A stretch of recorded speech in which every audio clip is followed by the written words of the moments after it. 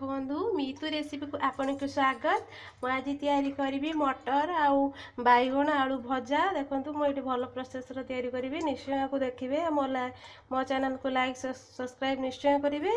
मैं मटर को बतुरे राति देखते एमती होतापाई मसला गुंड नहीं हलदी गुंड जीरा लंका सब मिक्स गुंड रेड चिल्ली लंका गुंड 5 फुटण आउ टमाटो ये गोटे नहीं स्वाद अनुसार लुण आ रिफाइन तेल।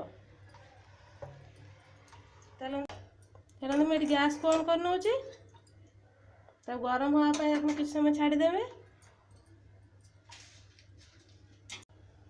ये 2 टेबल स्पून मुझे ऑयल पकाऊँगी।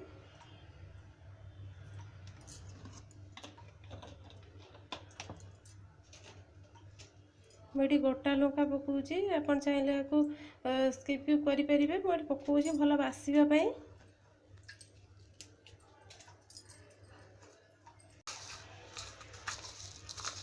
ये मुझे गोटे चामच 5 फुटण पकाऊँगी।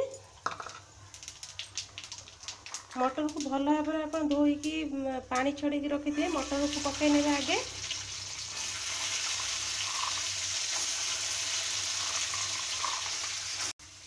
आलू बैगण रखी थी पकई नौ गोलई ने भल भाव में। तापर जो आप स्वाद अनुसार लुण पकईदेवे।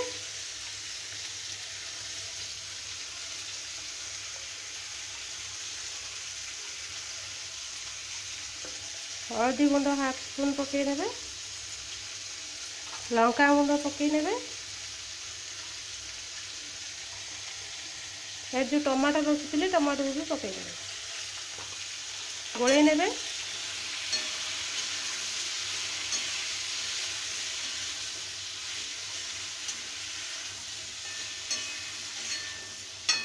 ताको 2 मिनट छाड़ी घोड़ना देदेवे।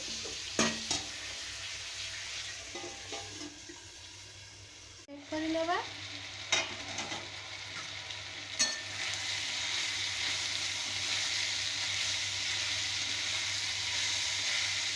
सीझी आसलानी आउ किसी समय बस बंद करदे।